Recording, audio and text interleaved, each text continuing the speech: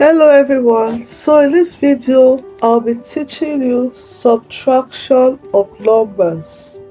So number one question, we have 759 minus 248. Remember that addition or subtraction, always starts your calculation from the right hand side. So let's go. 9 minus 8 is 1. 5 minus 4 is also 1. 7 minus 2 is 5. That's our answer. Number 2, we start from the right hand side.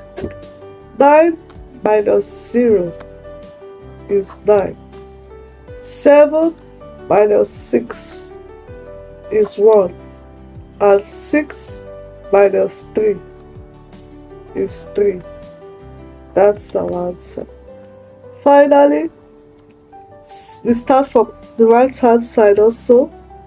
7 minus 3 is 4. 6 minus 4 is 2. 2 minus, there's no number here, so that this is automatically 0, invisible 0.